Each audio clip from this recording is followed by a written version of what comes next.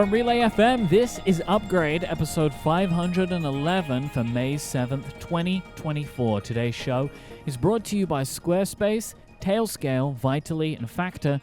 My name is Myke Hurley, and I'm joined by Jason Snell. Hi, Jason Snell. Hi, Myke Hurley. How are you? I'm very well. Jason, I have a Snell Talk question for you. It comes from me, which is, where are you right now, Jason Snell?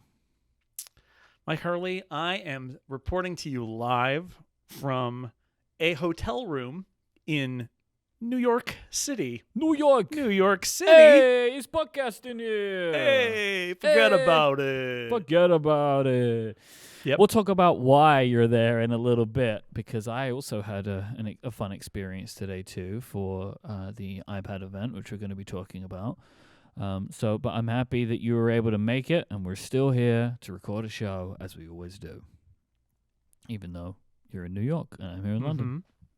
Yeah. If you would like to send in a Snell Talk question to open a future episode of the show, you can just go to upgradefeedback.com, leave a question for us for a future episode. Before we get started today, Jason, I want to remind the Upgradians that we have merchandise available, limited edition Upgrade tees in a variety of designs, but this is the last time you're going to hear us talk about it. It's just 6 days left. So if you want to get yourself one of our fantastic new Upgrade logo tees in either the Pro colors or the Colors Are colors, these are really great t-shirts. I'm very happy with it. Whatever color you choose is the color of the arrow and the Upgrade logo. Or you want to get our awesome Gradient Summer of Fun t-shirt or a Dongletown tee, you've got to go to upgradeyourwardrobe.com. These are available for just a few more days. This is the last time you hear us talk about it. So please go check it out, support your favorite show, and wear it on your body. Good, yeah. Good use of your torso. Wear the show on your body. What are you doing in real life if you're not doing that? Makes sense. Upgradeyourwardrobe.com. So before we get into talking about all of the products that were announced, we should do as we do and score the draft, which I will remind people was a draft that we made at the end of March for these indeed. iPads. I'm proud of us, Myke.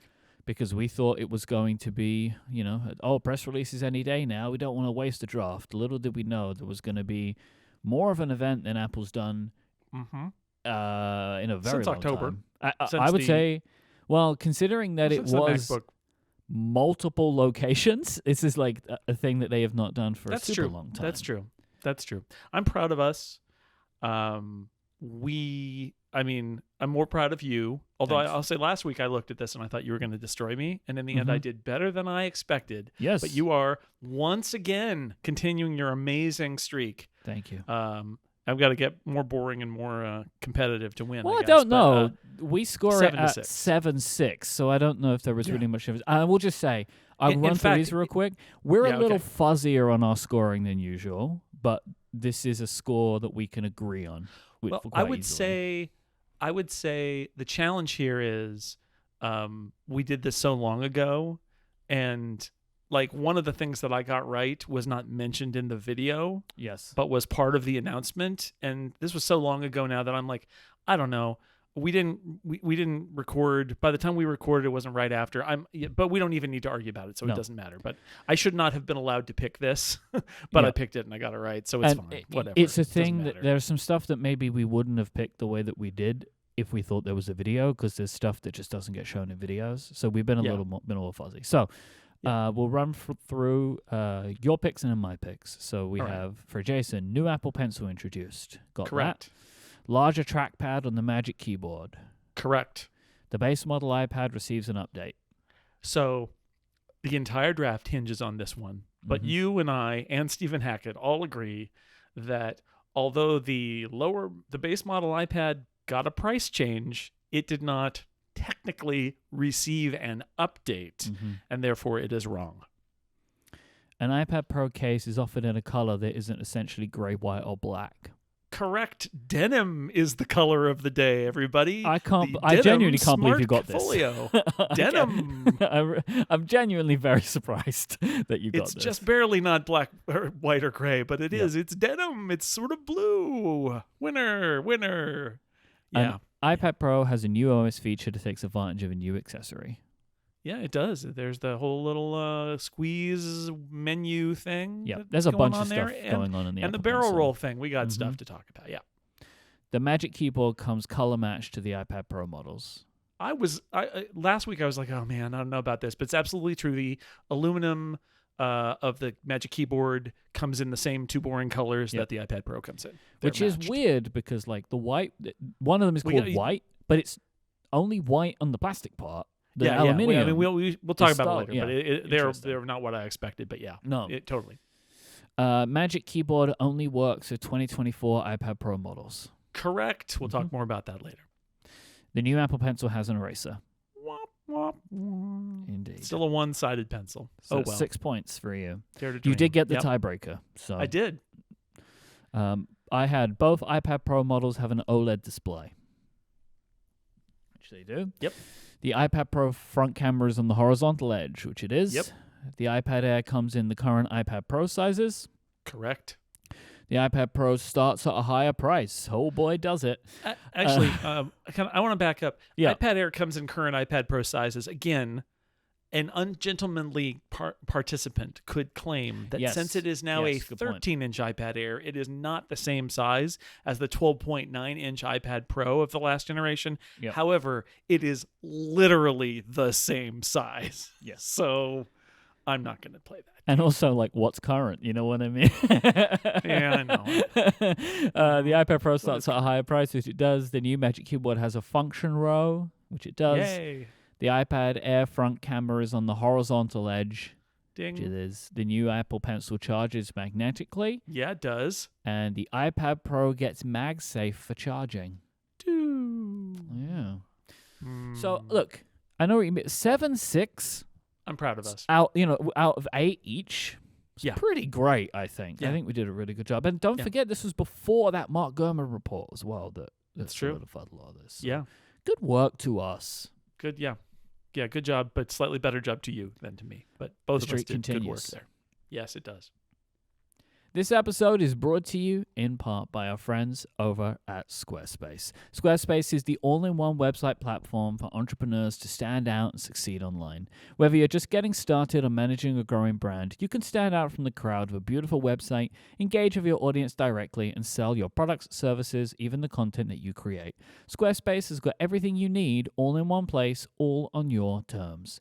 Their Blueprint AI and SEO tools make it super easy to get started. You can start a completely personalized website with their new guided design system, Squarespace Blueprint. Choose from professionally curated layout and styling options to build a unique online presence from the ground up, tailored to your brand or business and optimized for every device. And then easily launch your website and get discovered fast with integrated, optimized SEO tools so you show up more often to more people growing the way you want. You can also integrate flexible payments to make checkout seamless for your customers with simple but powerful payment tools. Accept credit cards, PayPal, and Apple Pay, and in eligible countries, offer customers the option to buy now and pay later with Afterpay and ClearPay. With Squarespace, you can hit the ground running with their Fluid Engine system. It is their next-generation website design editor, and it's never been easier for anyone to unlock their creativity. You choose your website starting point and customize every design detail with reimagined drag-and-drop technology for desktop or mobile. Stretch your imagination online with Fluid Engine included in any new Squarespace site. Something that I love about Squarespace is just how easily it is to do the design stuff. Like I've always wanted to get things online, but I never really know where to get started. I have an idea of how I want things to look. What I really love about Squarespace is so easy is to customize the colors, to change the layout just by dragging and dropping things, and you can do it on mobile now, which is incredible. So you can design from your new iPad if you want to. Go to squarespace.com and you can sign up today for a free trial. When you're ready to launch, go to squarespace.com/upgrade to save 10% off your first purchase of a website or domain. That is squarespace.com/upgrade, and when you decide to sign up, you'll get 10% off your first purchase and show your support for the show. Our thanks to Squarespace for their support of this show and all of Relay FM. So you were in New York today. New York City. Yep. Which is interesting because you don't live very far from I don't live Apple here. Park. No, it's that thing. It's that thing that happens sometimes where I'm summoned to New York. This all started when we interviewed Colleen Novielli, I think, Mhm. where where they're like, "Oh, Jason, we got some briefings in Cupertino, but you have to go to New York because that's where Colleen is, and that's where you're going to interview her." But it also happens sometimes. It happened. I was just here in October for the MacBook Pro launch, and I'm back. So they do press events. They did them this year for this event in New York and in London, where members of the press were invited to come and watch a video together. What a communal experience. And then afterward, of course, have lots of conversations with people at Apple, all of which are on background, no quotes, but for background information about the product. So that's what happened. Yep. So I was with friend of the show, Federico Viticci, and we were at the London event. It was inside the atrium of Apple Battersea, which beautiful. is an absolutely stunning building that I've gotten to spend a little time in before, but this is the most time that I've spent there, especially in the atrium area.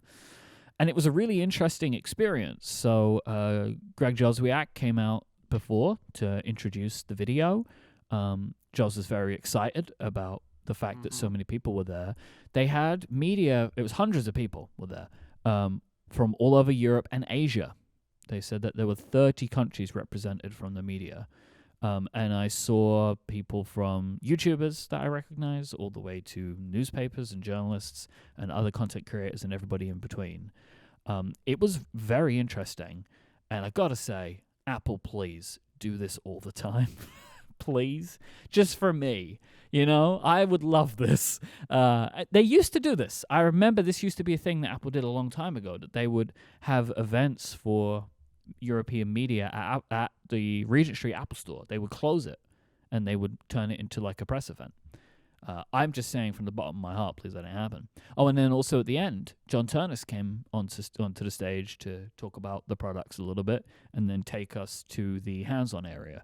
So we also got to spend time with, like basically it was like a hands-on area that I've seen at Apple Park. They had the whole thing.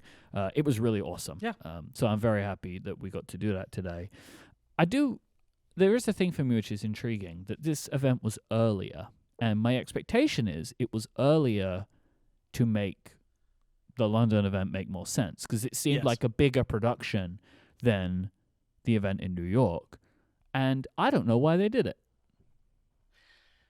I don't know. It's an interesting idea. I guess experimenting with trying to appeal to the European audience as well as the North American audience by having it be timed so that they could do events in both London and New York and cover a large portion of their primary market. I think that's, they're trying stuff. I think one of the things that's been interesting about modern Apple marketing is and PR is that they're experimenting with different concepts for it. So here, instead of just having in October, what happened is we all got briefings under embargo because the event was at 5 p.m. Eastern, right? Yep.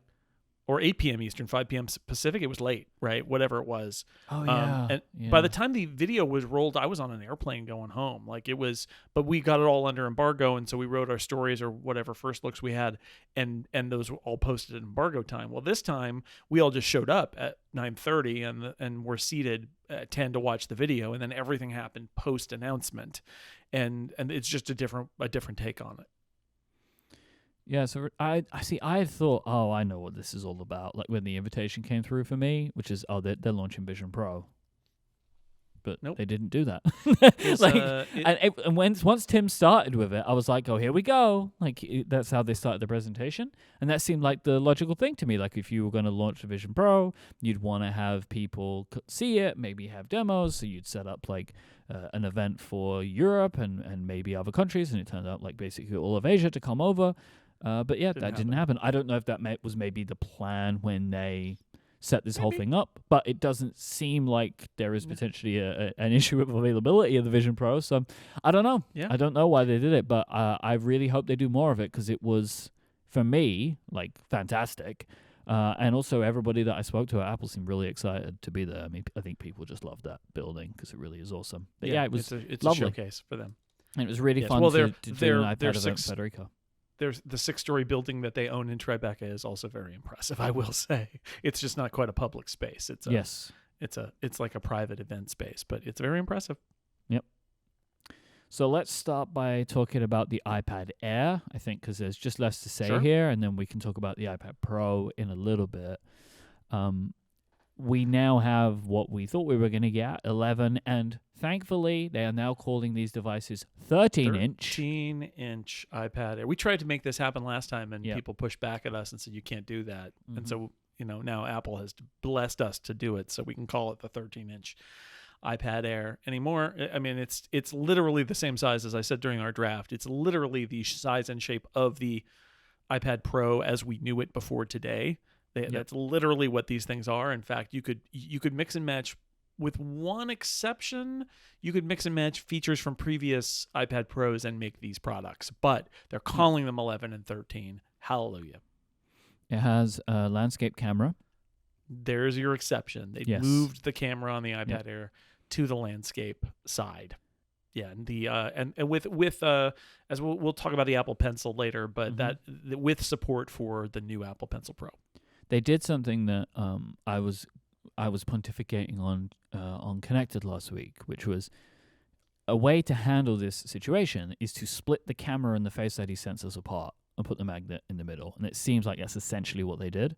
Like if you look at the device now, you can see you have the camera and then you can see you have the sensors, but they are further apart from each other because the camera is not Face needed ID, for Face though. ID. Like it's not the same thing, and so they don't have to be next to each other. And it turns out they aren't, which is great. But it does come with some pitfalls for the pencil.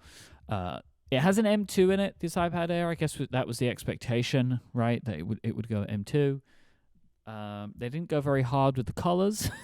There is a color. When they said purple, Federico turned to me and said, "Where is it?" when they were showing the four of them. So I have a similar story. I was in a room with two iPad Airs. One was in blue and one was in purple. Mm-hmm. And the Apple person gestured to them and said, "This is purple and blue."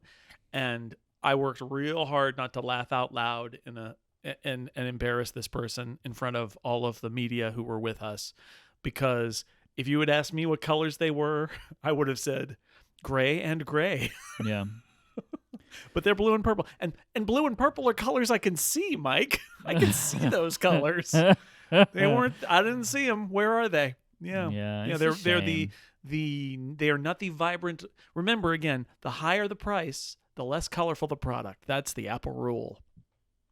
Talking about price, they actually do start at the same price, $599, but with more storage. Great price.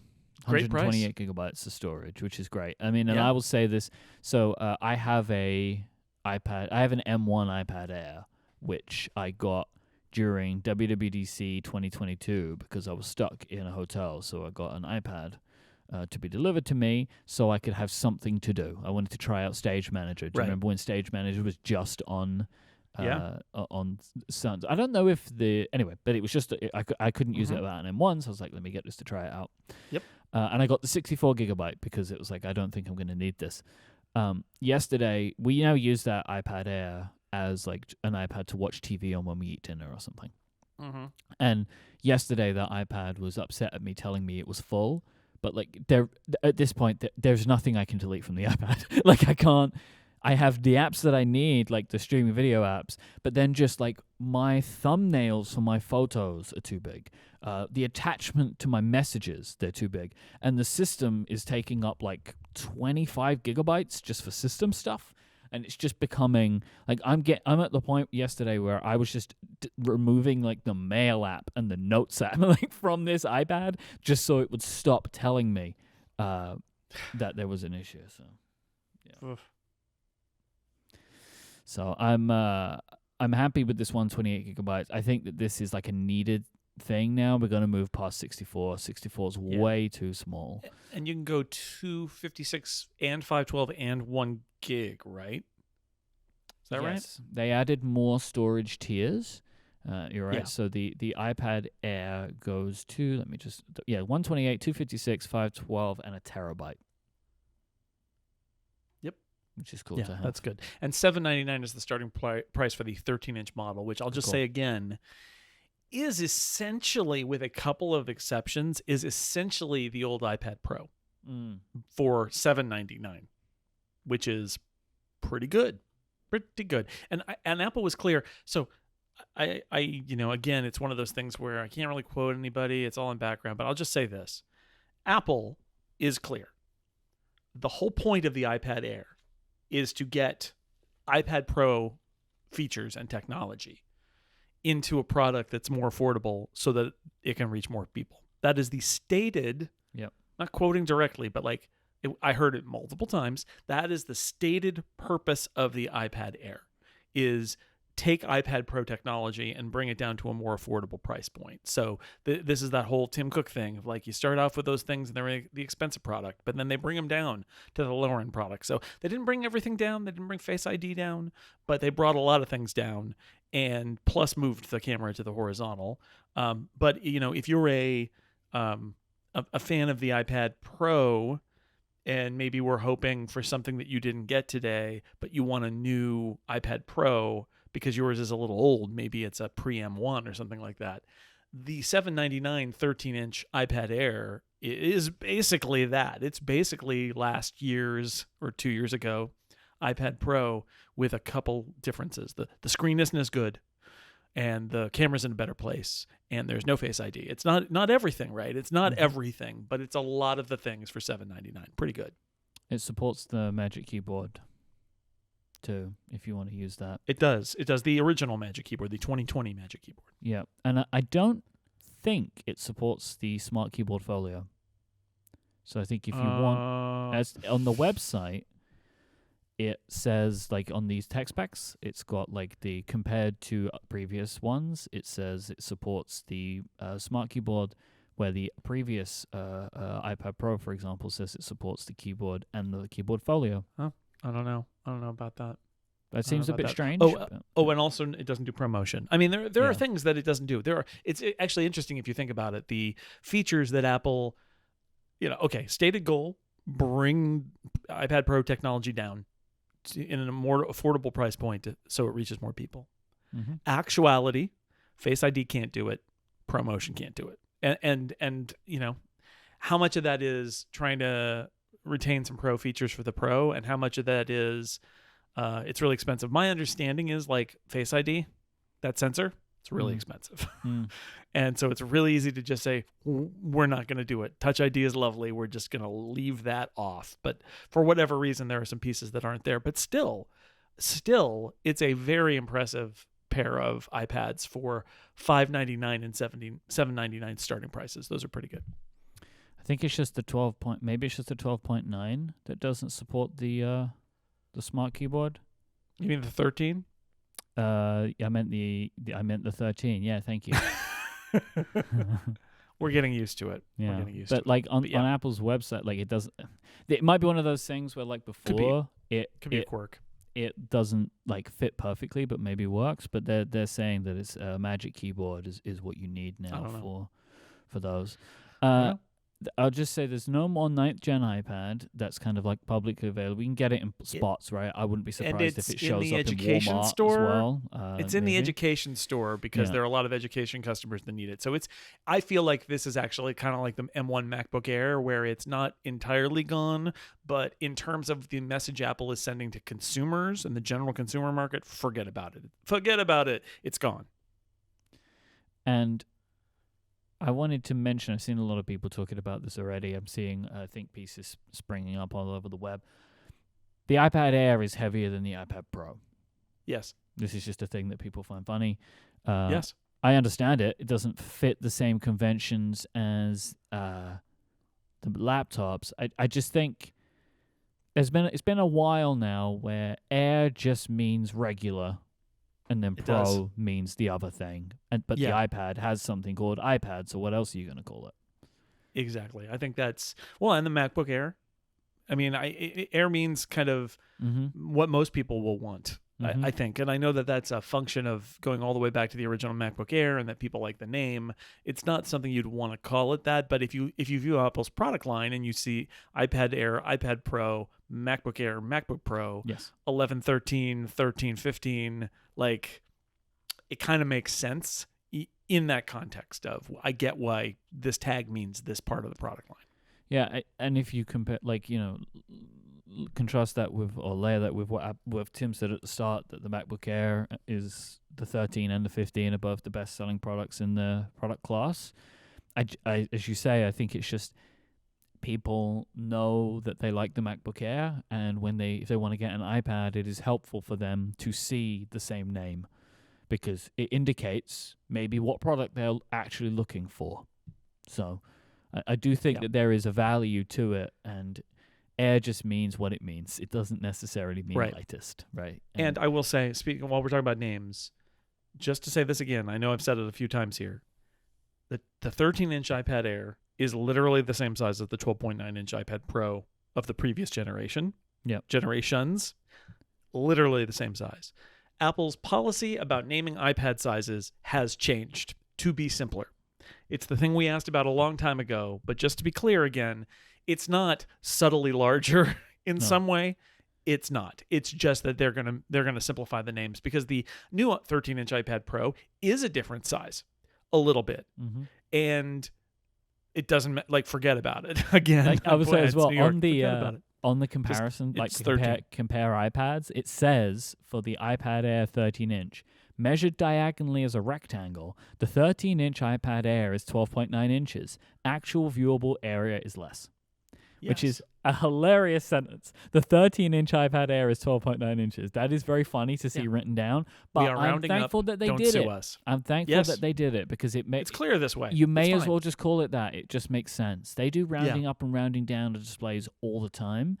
Yes, and they so do. I'm very happy to see this actually. Just it makes things nice and simple. Nice and simple indeed. Mm-hmm. And the iPad line, I guess, has now become a little bit clearer. We have the iPad mini, we have the iPad, and then we have iPad Air and iPad Pro.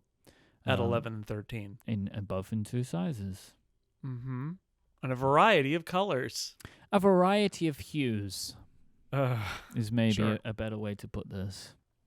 Did you, in my hands-on time, I was basically exclusively playing around with the iPad Pro. Did you look at the iPad Air very much? Well, sure, but it's just an iPad Pro from that's why from yesterday. It I have one here. I have my 11.9-inch M1 iPad Air with me right now, and it's the same. I mean, basically, it's basically the same. Yeah. In terms of the physical shape and size and all that, feels just the same. Mm-hmm. This episode of Upgrade is brought to you by Tailscale. Tailscale is a programmable networking software that is private and secure by default, and it's the easiest way to connect devices and services to each other wherever they are. It's super secure, providing remote access to production, databases, servers, Kubernetes, and more, and it's fast, like really fast. Plus, it grants privacy for everyone and every organization. It's an intuitive, programmable way to manage a private network, including a zero-trust network access that every organization can use. With Tailscale, you can build simple networks across complex infrastructure, use device posture management to granularly restrict access to resources based on a wide range of attributes like OS version, user location, and more, and authenticate without authentication using Tailscale app connectors, and so much more. Try Tailscale out for free for up to 100 devices and 3 users at tailscale.com, no credit card required. That's tailscale.com to try Tailscale for free for up to 100 devices and 3 users, no credit card required. Our thanks to Tailscale for their support of this show and Relay FM. So let's talk about the iPad Pro and the M4 chips. Yeah, let's do it. So, what a thing. Do you want to start with the M4? Do you want to start talking about the iPads? Where do you want to go with this? Oh, let's start with the M4. Yeah, okay. So it was kind of funny to me because I was thinking back to last week's episode where we talked ourselves into it. and I feel like for good reason in the end. Yeah. I mean, literally, I think we got it. I think we parsed out, based on this bizarre assertion from Mark Gurman at the last minute. I definitely have heard from people inside Apple who are like, oh, we held that one so close to the vest for so long. And then Mark Gurman blows it right before the event. But it is... Okay, I think we were right. They made it clear. They even called it out in the presentation that this is a new 3-nanometer process. Yes. And so if you think about it, what this is, and again, this didn't happen 3 months ago or 6 months ago. This happened probably a year or two ago. Apple and TSMC, who makes their chips for them, we're talking about the processes for their new 3-nanometer nodes, and there's the one that was going to come sooner but wasn't going to stick around, and the one that they were going to move to. And the M4 is very clearly the chip that was designed for the one they're going to move to. And so I think Apple and TSMC, and this is just me reading between the lines a little bit, but like I think it's very clear that this was the strategy is M3 is going to be based on this process, and then we're going to cut over to M4 on the new process. And there are lots of benefits to that. And that's the one that TSMC is going to be using going forward. And so here we are where you see an iPad Air with an M2. It feels like the M3 and that whole generation are just not going to stick around too long because they are on this kind of more fraught and more expensive original first generation 3-nanometer process, whereas this M4 is on the new generation, which goes to the thing that I think we speculated about last week, which is maybe this is why Mark Gurman reported that everything is going to move to the M4. It's like they want to get everything off of the M3, so they're going to jump to the M4. And here is the start of it. I'll also say it is my understanding that, and you can see it in the some of the video details too, but like there's specific work in the M4 that enables the display on the iPad Pro. That tandem OLED display has, and they did, I think they did call it out in the video, like there's a new display controller on the M4. Yeah, there is. It is capable of driving that iPad Pro display, and the M3 was not. Like, bottom line, the M3 was not. So this is what we're left with is this is all part of the plan. The M4 enables this processor. In fact, I would go so far as to say the M4 is the thing that if Apple was relying on a third-party chip supplier like Intel, this kind of product maybe can't happen or would have a huge amount of run-up time because they would have to beg Intel to build special custom things in so they could build a particular kind of product. And so, yeah, I think that's the story is the M4, why now? And the answer is because this product can't exist without it. Yeah, I've been thinking about this a lot, and I've been mentioning it every now and then, and I feel like this product is another example of it. I think Apple does not have a pattern when it comes to Apple Silicon. There has not been one. They keep doing things that seem strange, but every time we think we understand it, they do something else, right? So it's like, oh, we will launch the M1 first, and then it's going to go to Pro chips, and then later on we'll launch the Pro chip version of a chip first, and then we'll put the regular one in some other products, and then we'll go this way, then we'll go that way. On the M4, it's going to be in an iPad first. Like, it just feels like that they are using and deploying the technology when and where they need it. As needed. Yeah, rather I think than that's exactly just right. Waiting to fit some kind of pattern for each generation. Do I think, as Gurman has reported, do I think that Apple's ultimate goal is to do M chips on a yearly cycle?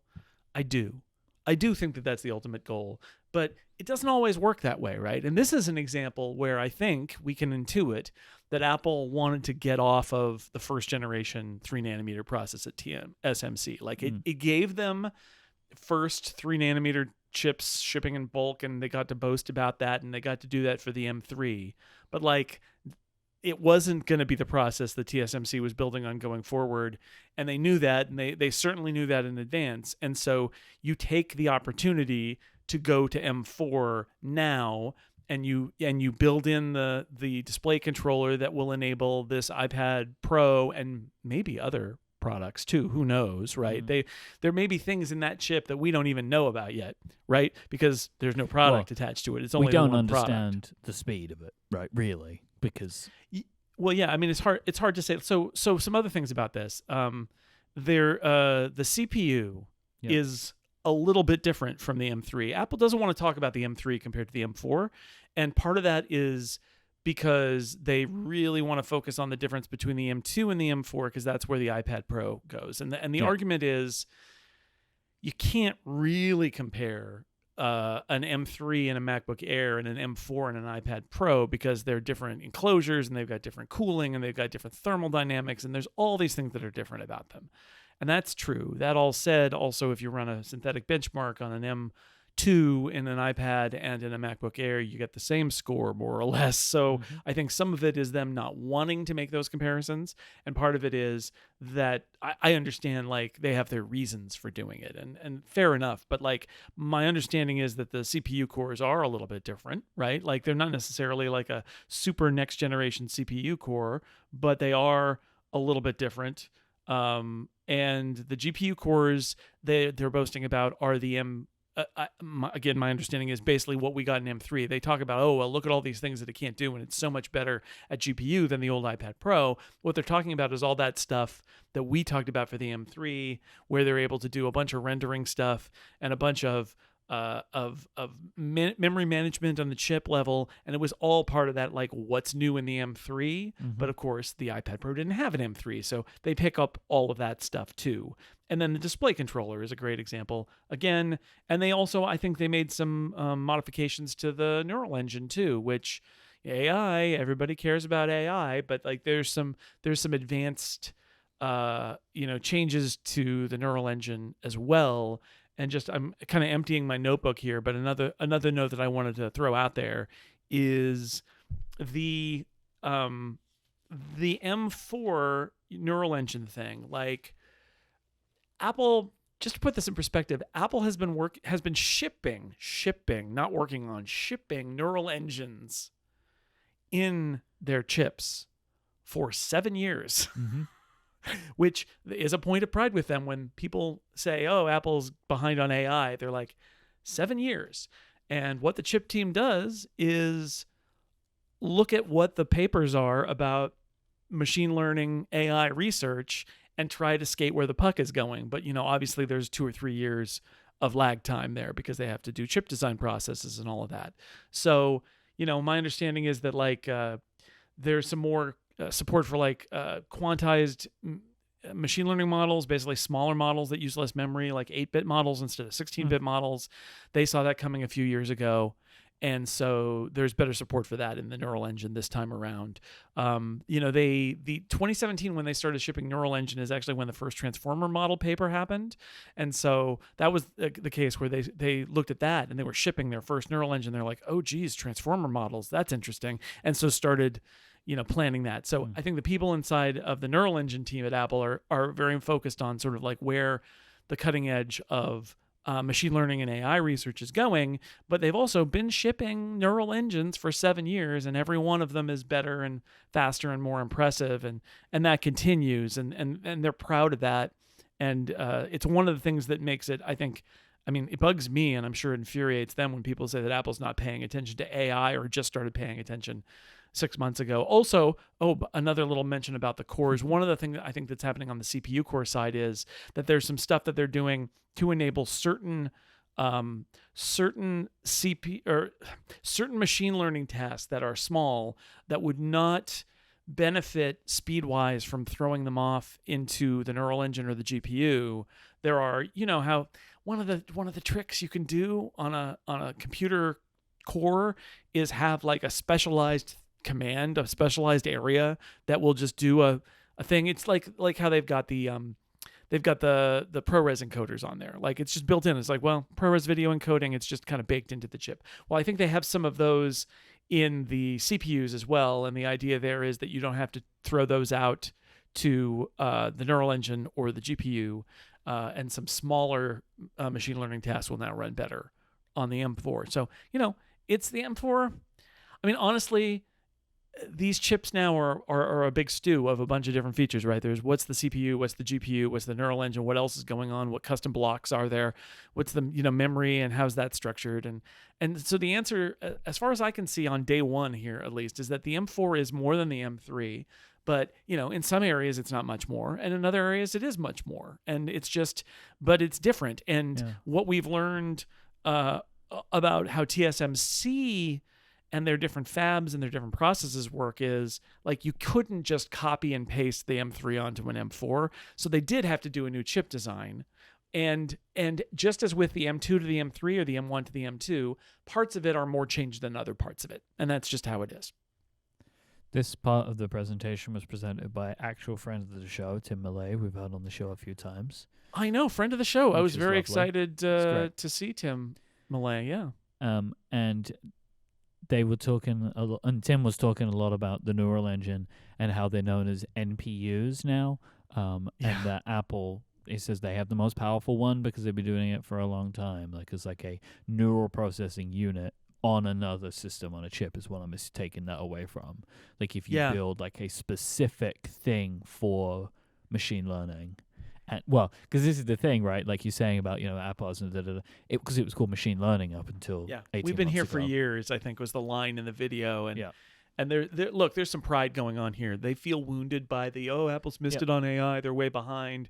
And certainly on the chip side, they're like, no, we've been shipping machine learning stuff for 7 years. No, I mean, again, you see the benefit of Apple designing its own chips here, because the reason that the neural engine exists is because there were some basic things that Apple needed to do, like the Photos app, right? Like the Photos app needed to process, or the camera app in order to do, photometric stuff.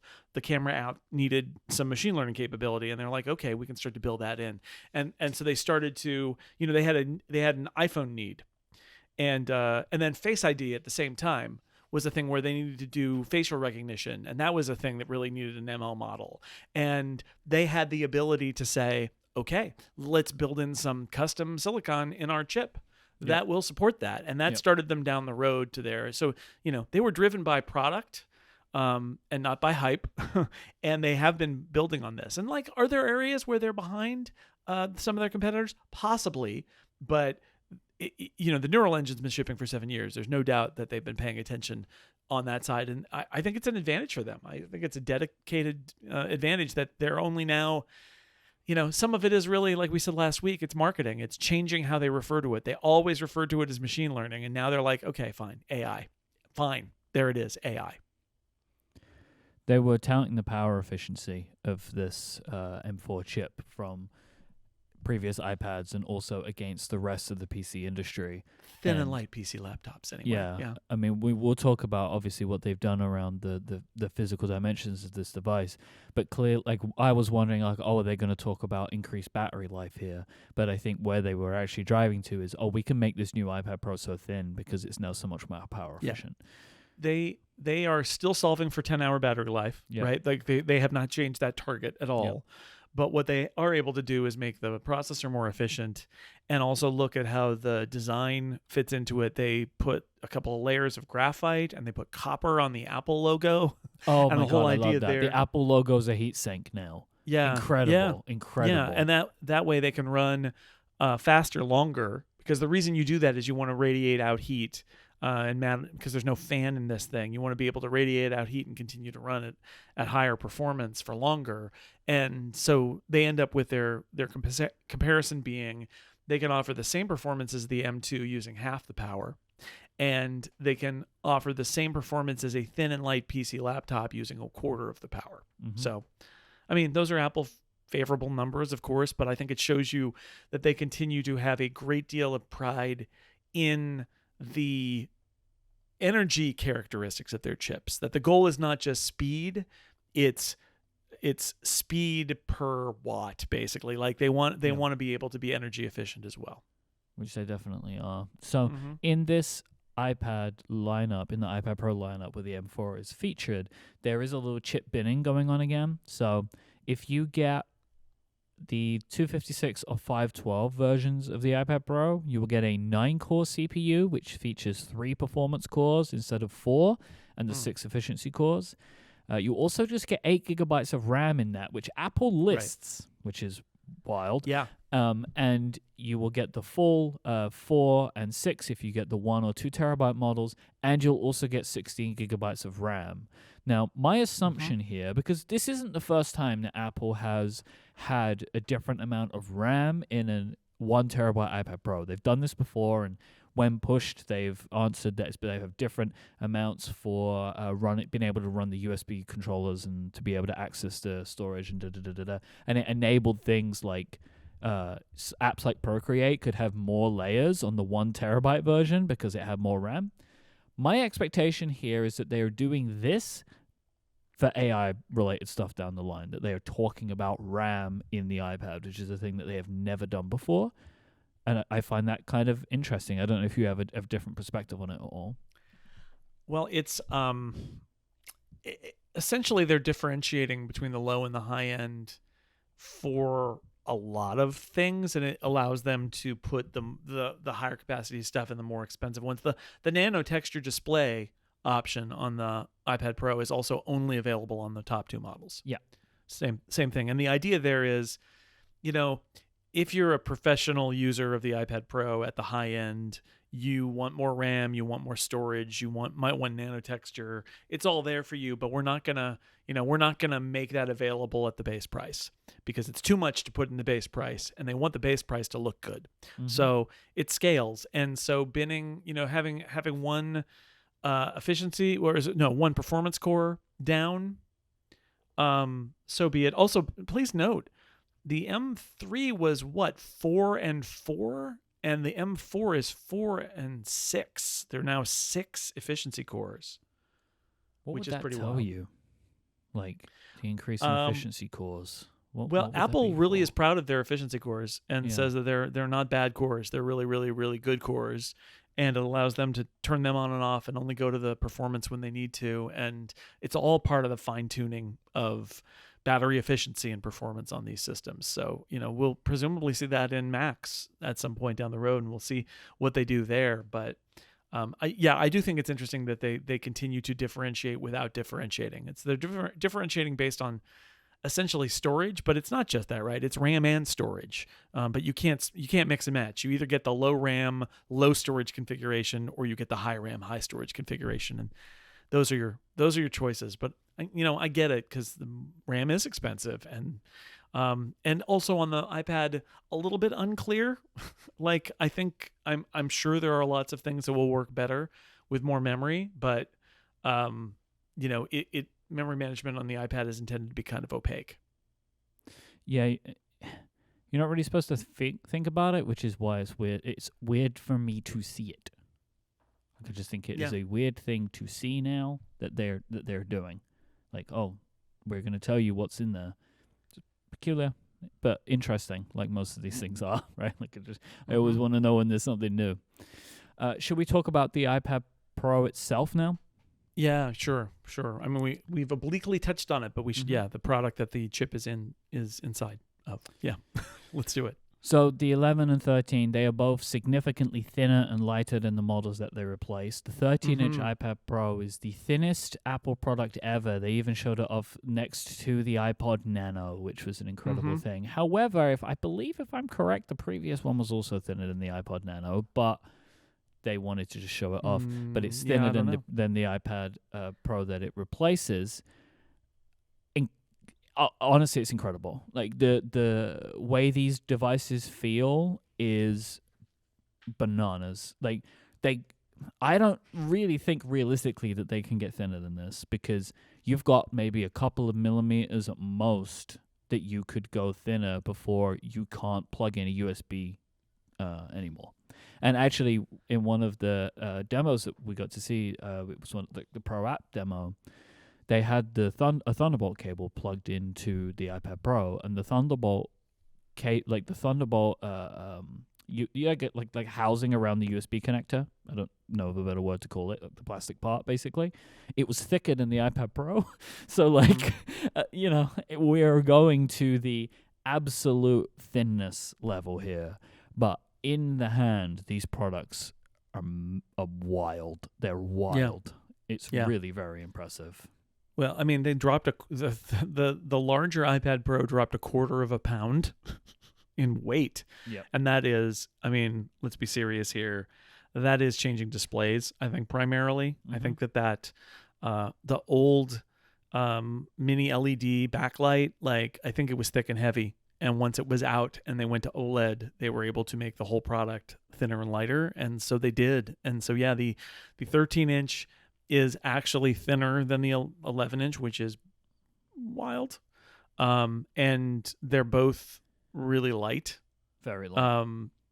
And I mean, yeah, as somebody who holds an iPad Pro in his hand every day, it is pretty impressive what they did, because I thought, how could it really get smaller? And I know there were all those rumors out there that they were going to get thinner and lighter, and I mean, they did it. They totally did it.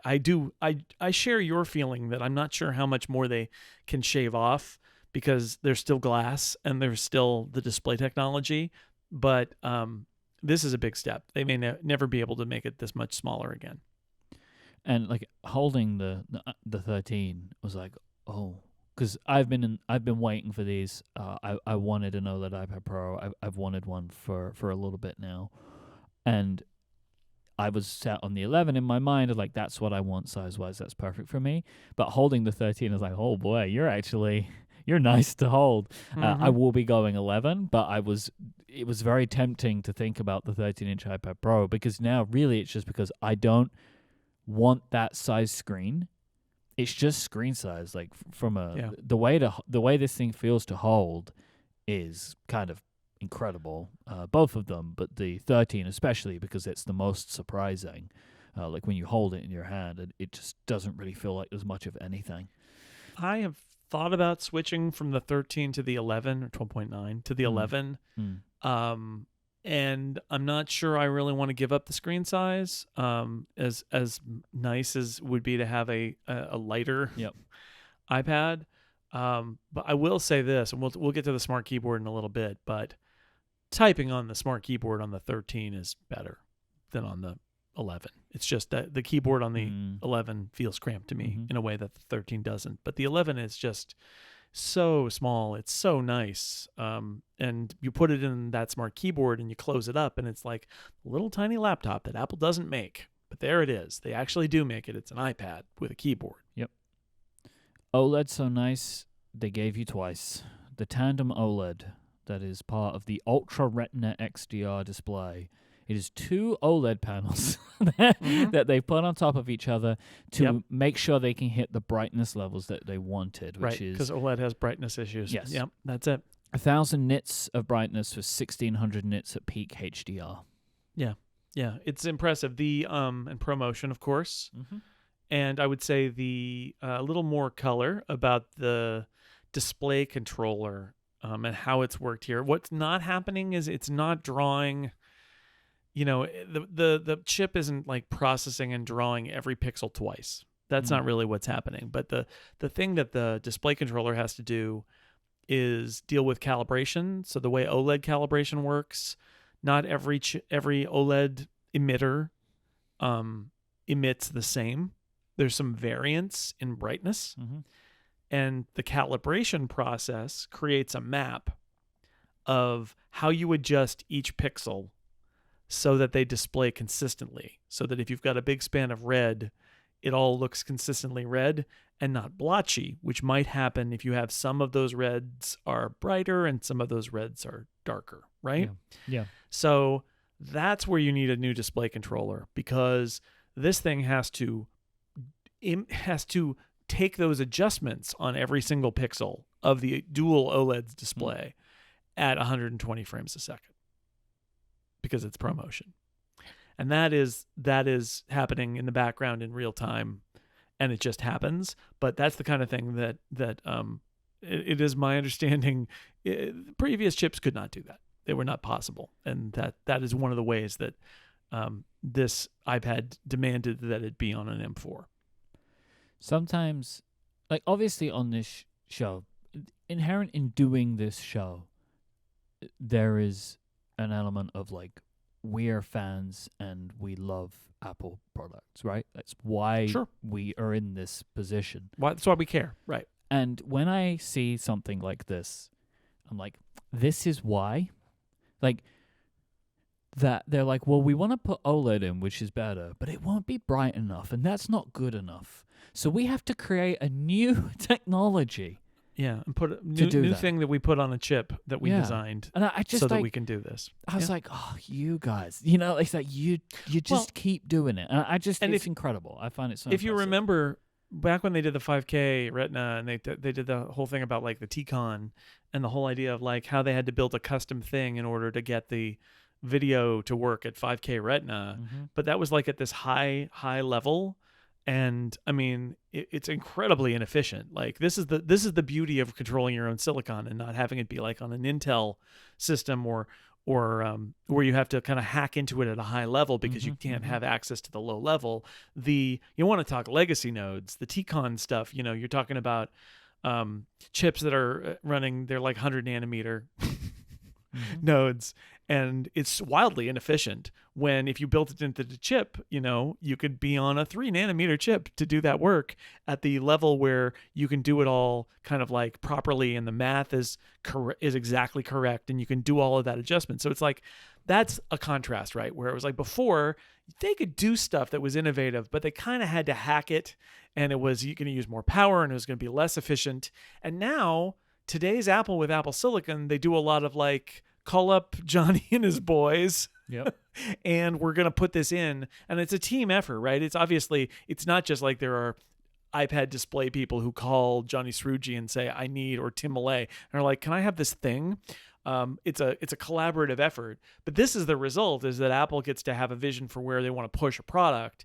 And instead of, and look, there are lots of pros and cons of a lot of things that Apple does, but like I think I would say this is why Apple does stuff that the rest of the industry doesn't do from time to time, is that a lot of the computer industry is taking parts off a shelf, and sometimes they work with the chip maker and they, you know, to build in a little custom thing. Apple used to do that. The first MacBook Air processor was a collaboration with Intel because Apple needed some things that Intel wasn't offering, and so they worked together on it, and it was kind of not a very good chip, but it got better over time.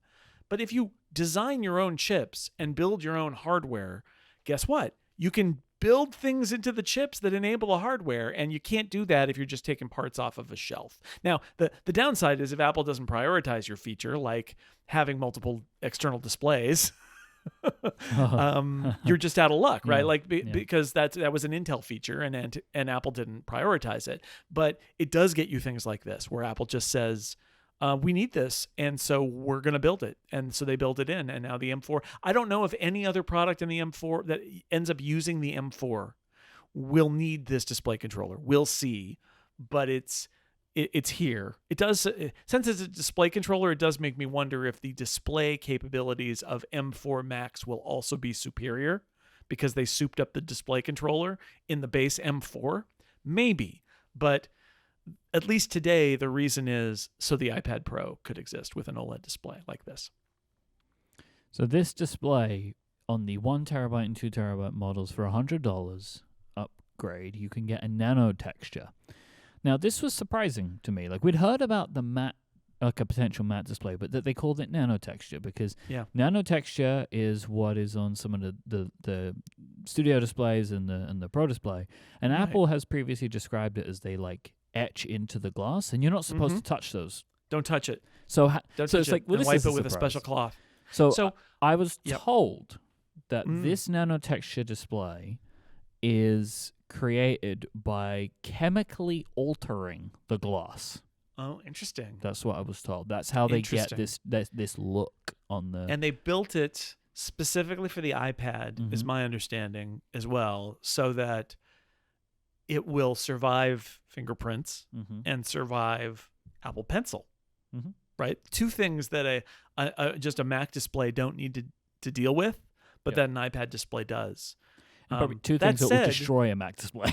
Yeah, did you? I don't know if you looked at it, but I looked at one. Yeah. And you know, all those the beautiful contrast ratio and all the dark blacks of OLED are gone, are ruined, I would say, by the nano texture. Like, nano texture does that thing where everything is a little bit more foggy, but it means that you can work in very bright light and there's no reflection on the glass. And that's the way Apple pitches it. Apple says, this is why it's on the high-end systems.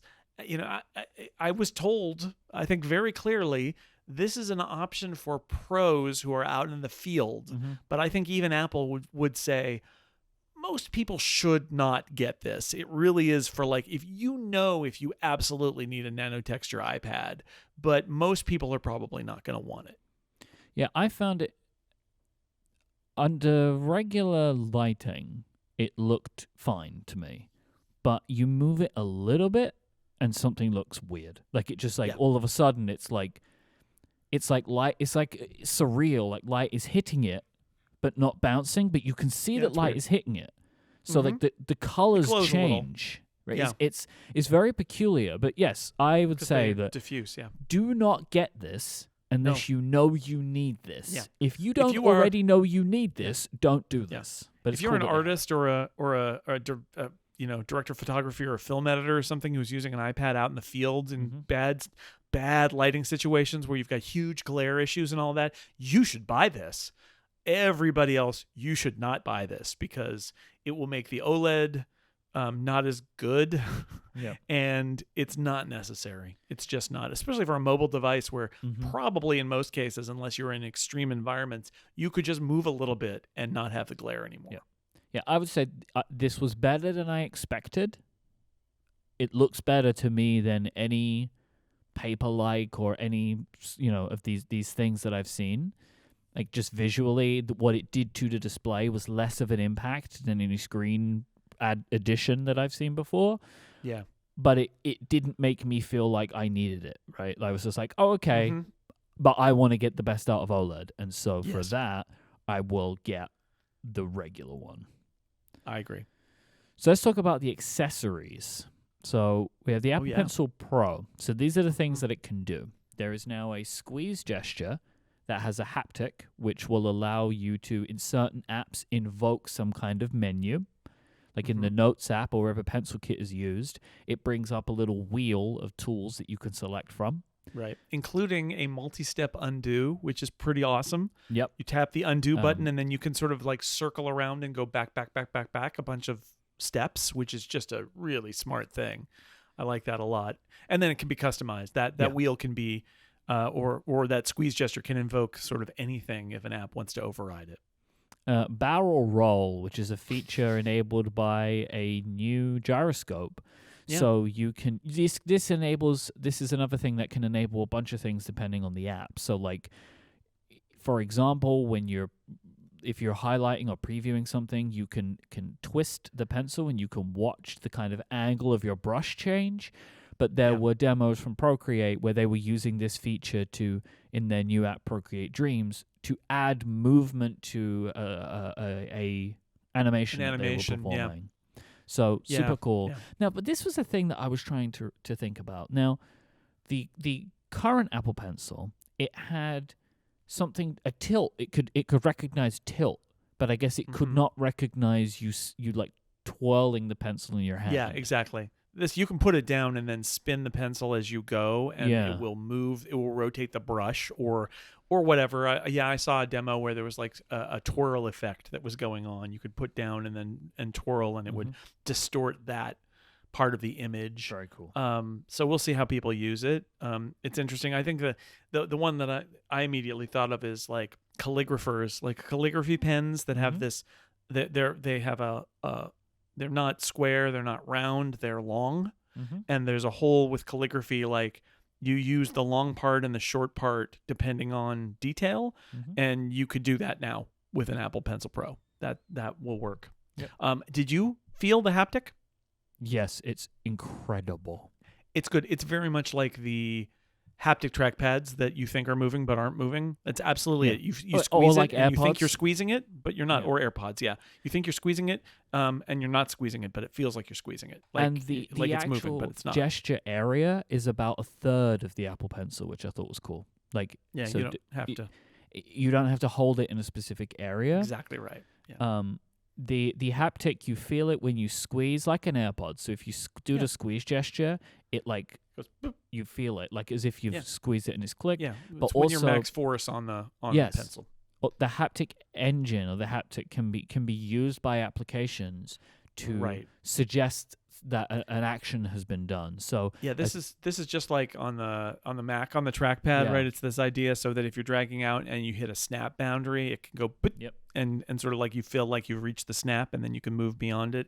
You can optionally give it that sort of feedback if you're an app.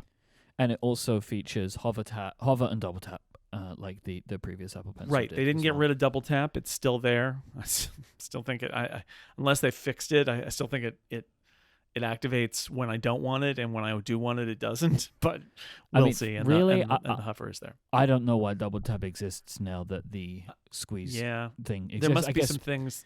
some that apps people are gonna have different stuff going on, right? Well, and so there and might be a some benefit. apps already have done double tap as a feature, and people Mm-hmm. will use it, and so they don't want to invalidate that, and it probably wasn't worth moving it out since that's an accelerometer feature. So where does this leave the Apple Pencil now? The answer is it's complicated, but maybe less complicated than it was. So the way I think you should look at it is, for every iPad there are 2 Apple Pencils. Mm-hmm. There's a cheaper one and a better one that's more expensive. So for the iPad Pro and iPad Air 2024, today's iPads, they will work with the Pencil Pro or the USB-C pencil. And if you're wondering why, the answer is, as a part of designing the camera to be on the horizontal side, they had to redesign the magnetic attach and charge of the Apple Pencil. Mm-hmm. They could do it. Again, this is one of those things where people are like, oh, they're not going to be able to do it. They could do it. They're perfectly capable of doing it, but it broke compatibility with the Apple Pencil 2 that we all know. So this new one has a different magnetic charge compatibility shape. Essentially, the pencil itself looks exactly the same, but it's different. So the new iPads work with it. No other iPad works with it. Okay, that's the Pencil Pro. If you're on, or you can use that USB-C pencil that they came out with last year, and that one is the one that charges via USB-C, and it doesn't have the barrel roll and the haptic and all that. Like, it's fewer features, but it'll be cheaper and same price, and it by doesn't the way. magnetically charge. I know that you might hear Apple Pencil Pro and think it's more expensive, but no, it's $129, the same as the Apple Pencil version 2. Version 2, right? Yes, so it's The the USB-C is a same little bit price as cheaper. the one that it is technically replacing for these new iPads. Right. Older iPads might use the Apple Pencil 2. And some iPads use the Apple Pencil USB, or like I think all iPads can use the Apple Pencil USB-C. Any USB-C iPad supports Can use the Apple Pencil the Apple USB-C. Pencil with USB-C. So that's there are the still- new kind of default. Right, but the 10th generation iPad Lightning. uses the Pencil 2. The 10th generation iPad uses it currently says on Apple's website that you would use either Apple Pencil with USB-C or Apple Pencil first generation for the 10th generation. Oh, or first. iPad. Ooh. That's Okay. what it says on their website right now. I All don't right. know why. So anyway, like I said, clearly what is going to happen is that Apple Pencil 2 and Apple Pencil 1 are going to go away, and there's going to be Apple Pencil, which is USB-C, and Apple Pencil Pro, which is magnetic attach, magnetic charge, extra features. And those will be the 2, but they still got to clear out some iPads to make that happen. And I would expect that the Apple Pencil 2 would still draw on these iPads. You just can't charge it when the battery dies. That's what I think would happen. I don't know, or whether they lock them out entirely, because you can't pair. You can't pair it. Can't pair. You can't pair them. Yeah. No. Good point. You can't pair them. So get a new pencil, everybody. Yeah, it's time for a new pencil. But what I am genuinely happy about, though, is that in doing this, they added a ton of new features and didn't charge you any more money. So yes, it sucks if you might have to also buy a new Apple Pencil along with a new iPad if you buy one. But I like that they didn't just say like, oh, this one doesn't work anymore, so we have a new one. The Apple Pencil story, though, is it has become easier. It's still too complicated. And the Apple Pencil with USB-C, you can see now that it's all going through, right? Yes. You can see now that in a year, as things come off the price list or are updated, like once they update the iPad Mini and the base iPad, I feel like the Pencil story will be clear. Yeah, but it's not right now. Not right now. There is a new Magic keyboard. It has I would say, refined design. Not new, different, but not dramatically different. It is, yes, it's less dramatic than I thought. It is not replacing the cantilever with a laptop design, but the cantilever is shorter. Yes. And so it feels more laptop-y without it actually anchoring. It still covers the whole back of the iPad. It's still, its bottom and top when you close it is the rubberized gray or white material. Mm-hmm. But a couple of things here. One is, and it's still the little 3 dots on the back to attach it and magnetic attach on the back. That's all the same. It's only compatible with this model.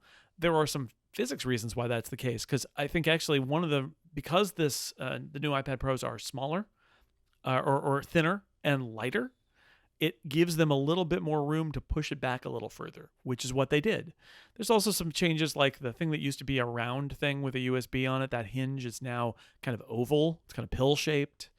So it's a little bit different, but very familiar to the Magic Keyboard that was unveiled in 2020.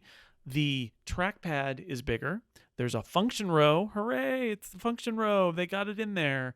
And the big difference is the keyboard surface is aluminum. The keyboard surface is color matched to the iPad. So when it's open, if you're using the space gray, space black, it's space black now, Myke. It's not space gray. If you're using the space black one, the keyboard is space black. Mm-hmm. The trackpad is space black. But if you close it, it's still that rubberized gray material. It's just the inside that is color matched. They also have around the keyboard tray a very slight rim of rubber too, I guess, so that the keyboard will touch the screen less, which would be nice. Yeah. And then the white one, it's white, rubberized white on the outside, and then the inside is color matched to the silver metallic. So when you're using it, it feels very laptop-like, but when you close it, it looks very iPad-like. Yep. So the cantilever is less pronounced now, I think, because I don't know why. I guess maybe the weight difference means they don't need to put so much of a balance in. That's it. It is lighter, and so they can shift that weight, and lighter and thinner, they can shift the weight back a little bit. They also have changed some of the design a little bit, where the kind of the metal part that sits at the back where you can put the USB-C in is more exposed now than on the previous one, where it was kind of wrapped in a material.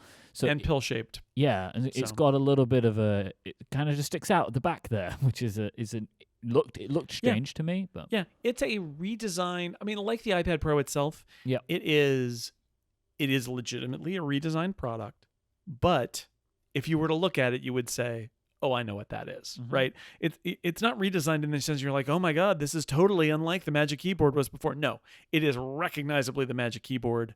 It is an evolution of it, but it is not a let's throw it away and do something completely different kind of thing. It is. So it's a less, it's a little further back, but it's still got the part that you can tilt, so you can tilt the screen. And they added the function row, and and we didn't mention it.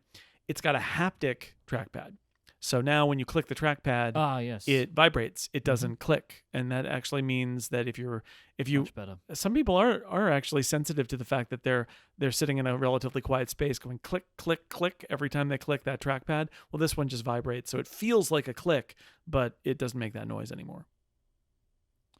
I don't know about you, but I found it really hard to open. I closed it up, and I think it I don't know if it's maybe stronger magnets or it's because the iPad Pro is thinner. I found it, and I was watching other people doing the same. You close it, and it's like it took a little bit of effort to open the iPad with the Magic Keyboard.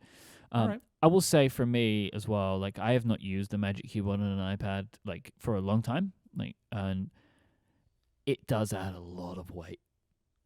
Sure. You have these new incredibly light iPads, and then it's like, oh man. I mean, it's and a the laptop. keyboard is lighter too, right? So the whole package is lighter than it was by a bit. But when you combine it's still, them, you're going from an iPad to a laptop. Yes, Myke. Honestly, when I take my when I take my Smart Folio off of my iPad, just incredible. The little wrapper. Yeah, me too. Oh, even that, amazing. I'm amazed at how much thinner and lighter my iPad Pro feels. My iPad Mini the other day, I took it out of the case and I was like, oh, where have you been hiding? Yeah, so that's going to happen. That's why Apple used to make the covers that were magnetically attached on the side and only covered the front. I mean, that's totally why, is because they wanted it to be lighter. So yeah, I mean, I'd say when you're in laptop mode, judge it as a laptop, and it's a it's going to be thinner and lighter than the old laptop mode, but yeah, the keyboard weighs, even if though it's lighter, it's definitely going to weigh it down, and it changes what it is. The beauty of the iPad is you can just pull it off the keyboard. Yep. This iPad Pro only has one camera instead of two. It loses. They got rid of the ultra wide. The ultra wide. They have a 12 megapixel wide camera and a LiDAR sensor, which is in place of the ultra wide. So we've gone back to well, I mean, the LiDAR sensor was there before, but they took out of the they took out the ultra wide. Yep. And they have an adaptive True Tone flash, which they said make document scanning better, and the front-facing camera is on the landscape edge as well. Yeah. I think Halide was posting about this, saying that their expectation, which would make sense, is it is a for thinness. Mm-hmm. But yeah, also, I mean, who knows? I mean, Apple's going to say what Apple's going to say, but it may also be that Apple looked at usage of the iPad Pro cameras and found that the ultra wide was not necessary. Yeah. But they took it off. It's an interesting omission. Like, I mean, they must feel strongly, and maybe it is the thinness thing where it's like, we can make this a lot thinner if we don't have that second camera. And somebody said, why do we care about the ultra wide camera? Anyway, it's gone. So if you're a big iPad ultra wider, don't buy this. It looks weird though, right? Because if you look at both of them, the iPad kind of the camera on the new iPad Pro compared to the old one, they're kind of laid out very similarly, but things have moved around. It's like they moved the flash to where the LiDAR used to be. They've moved the LiDAR to where one of the cameras used to be. And then there's a microphone and something else. It's interesting to look at it and be like, it looks the same, but there's different components in there. It's just like, it's why I didn't notice it at first. It's like, oh, it's got a camera on it. I forget that there were multiple cameras on the iPad Pro in that configuration anyway. Yeah. Yeah, honestly, me too. And I think that says it all. Yep. Higher starting storage again, 256, and a higher starting price, $999 starting price for the 11-inch, $1,299 for the 13-inch. Is a $200 price increase. Yeah. This was our tiebreaker in the draft where I made you pick above or below 950. Yeah. And you picked below. But it went way above. I thought, this is what I thought. I thought that it would be $999 for the base model this time instead of for the big model. So yeah, $1,299. So as I was flying out here, I was thinking back to when I was flying back from the Brooklyn event and writing about the 2018 launch of the iPad Pro. Mm-hmm. And so I wrote this piece on 6 Colors about like the future of the iPad Pro. And I mentioned again that I think that, Mac OS is Apple's kind of secret weapon at this point, and that like they should put Mac OS on an iPad Pro. They should put Mac OS in Vision OS as an option. I think like the Mac is such a powerful thing, and it's sort of like it's no longer the dead end, and it's the future. It is the present and future of computing, and the iPad is no longer the future of computing, but something else. And I still feel that way. And the reason that I was motivated to say that, and Apple didn't do that today. I'm not surprised. Didn't really expect them to, but the reason I say that is Apple needs to give people a lot of reasons to buy an iPad Pro instead of an iPad Air. That's to me, that's the thing. And the $1,000 for an 11, $1,299, $1,300 for a 13, and then if you want a keyboard, it's an extra $300. It adds up real quick, and that's fine if you can get value out of it. And I think that Apple today made some good arguments about some of the things that the iPad Pro is great at. It talked about photography. It talked about design. It talked about illustration a whole lot, and some 3D work that you can do in it, and a lot of sort of like creative things you can do with an iPad. And okay, I'll give them those, especially with the Apple Pencil. I'll give them those. My challenge is that strikes me as being a pretty small slice. And that while they talk about this keyboard, right, and they're like, oh, look at this keyboard, and there's a guy on the BART train, and he's working on numbers. It's like, okay, but the truth is that for, like, I need more reason to buy an iPad Pro over an iPad Air. And right now what you got is OLED, Face ID, and processor power. But really, and ProMotion, right? But really, like, is it compelling enough for a large enough slice, or is that slice a little too small still? Because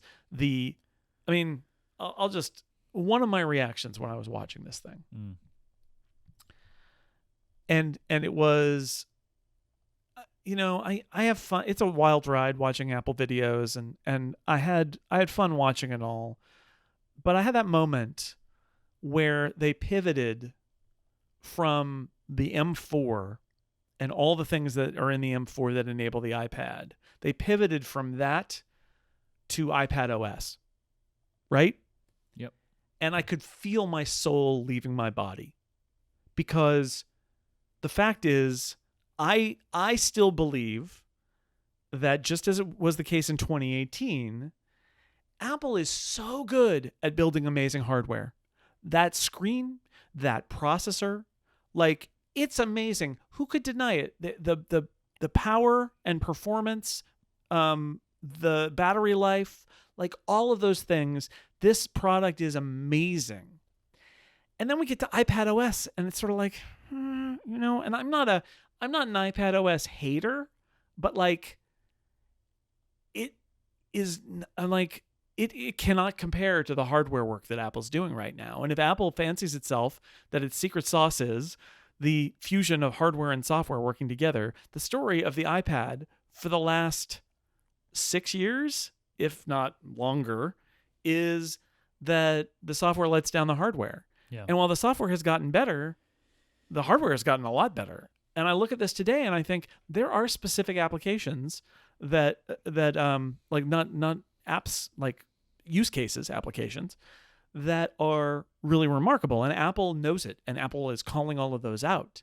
But I keep thinking about how this doesn't really change the conversation, where there's a lot of capabilities in iPad OS, but we all know that there's a whole lot of things that iPad OS just can't do. And so now you've got the power of an M4 processor inside that thing. And, like, yeah, you can pay $1,200 for one, and it'll be a beautiful movie player.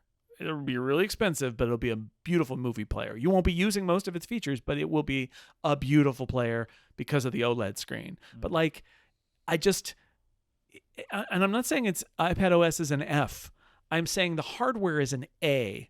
And iPad OS is a, I don't know, C, B, B minus. For some things, it's good. For other things, it's still what it is, which is kind of like, there's a bunch of stuff it can't do, and it probably will never be able to do, and it still frustrates me. So I had that moment. That was my moment of sort of sourness in this, is that after that real high of the hardware and the fact that they're still kicking on this, and they've got the tandem OLED, and they've got the M4 out of nowhere with all this stuff in it, and they're like, and now let's talk about iPad OS. And I was like, well, I can see how this is going to go. And it's, there's a new version of Final Cut and Logic, and there are some nice features that will also be in the Mac version, but I don't know. It was a letdown. Not that I was expecting some kind of amazing iPad OS story. In fact, if they're going to have that story, they should have it at WWDC next month anyway. Hopefully but, like, they will. it was just a reminder to me of the contrast. Not even saying that iPad OS is bad, just saying that, like, Apple is at the top of its game, and maybe the game, on the hardware side of these products. And then on the software side, you're like, oh yeah, it's the same old story. It's just kind of, it's okay. It's got some stuff it doesn't do, some stuff it does do. It's kind of a big iPad, or a big iPhone, a little bit still. I don't know what you thought about it, but it was a real, I actually put it in my notes. I'm like, oh, the letdown right here. I felt it. I mean, I understand it, right? Federico turned to me at the end. He's like, what do you think? Like, what did you think about all of that? And basically, it's like, I got exactly what I thought we were going to get. Like, I share the desire for Mac virtualization, but I don't really expect we're going to get it. Like, I don't expect it.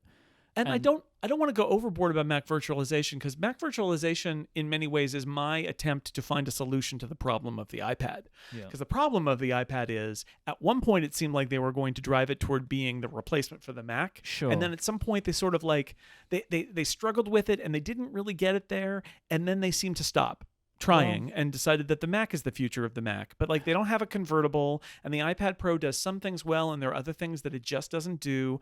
And, you know, I would be fine if they said, we're reinvigorating iPad OS in order to do all these things because we don't want it to have the limitations it's got. But instead it feels like they're in this position where they're like, the Mac's over there and it can do anything you want, and the iPad's over here and it's never really going to do more than it does right now.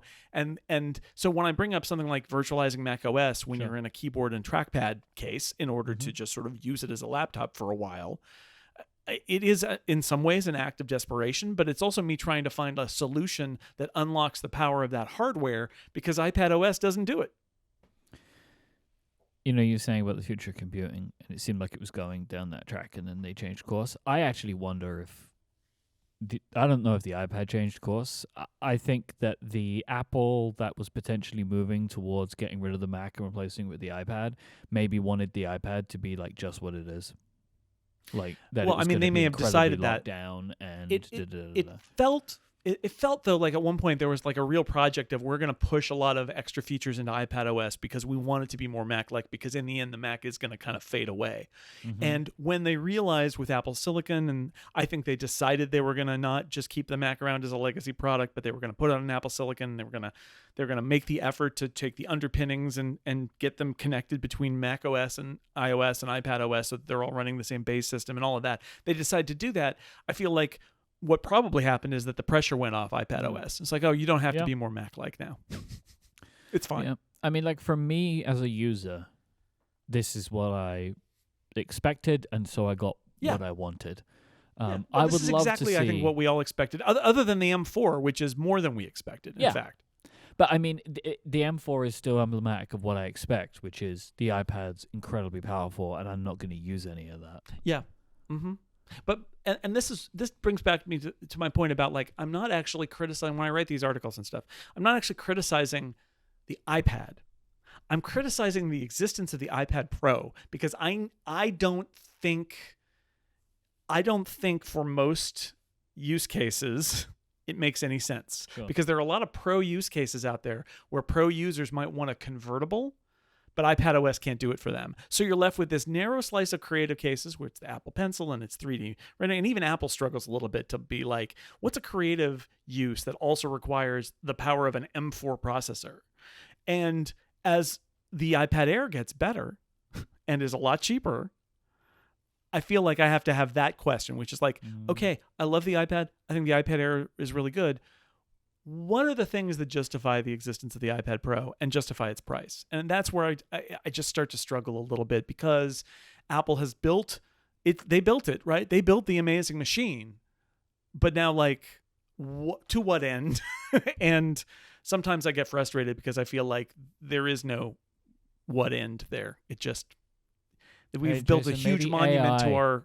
AI is going to save the day. AI is going to do. Yeah, it's going to be. You're going to need it for all the AI that you're going to be doing. Okay, all right, AI. Fine, fair. I do want to talk about real quick an actual real incredible Pro use case that I saw today, which was the Final Cut Pro 2 and the Final Cut camera app with multi-view. Yes. So I got to see a demo of them actually. Like, they set up a bunch of cameras and they were doing like here's a product walkthrough, and the product manager was showing us how it worked, and it was really very impressive. They had like these 3 iPhones. Yeah, 3 or 4 iPhones, and then they had iPad. the iPad, which was bringing in, it was like getting all of the files. They were like streaming to it and as reference files, and you're able to multicam, like edit, like do a very quick edit, but you can also change all of the settings of all of the cameras wirelessly and independently of each other. So they built this camera app to run on the iPhone or the iPad, and it will work in standalone mode. It's kind of like the Blackmagic camera or one of those apps. It's like, it's got a lot of advanced features for capturing video, but one of the killer features is if you're attached to an iPad running Final Cut, you can remote control those cameras. So they had one that was mounted, I assume this is the case for you too, that was mounted like high up On the looking ceiling. down Yeah. on the table. So Yeah. you can't control that iPhone from up there, but it can control it remotely. And then the previews are being streamed live over, I think it's an ad hoc Wi-Fi connection. And they're lower resolution, but they're streaming resolution. And then you can start shooting and you can multicam that way, and you can adjust them even on the fly. You can change the focus. You can do all those things.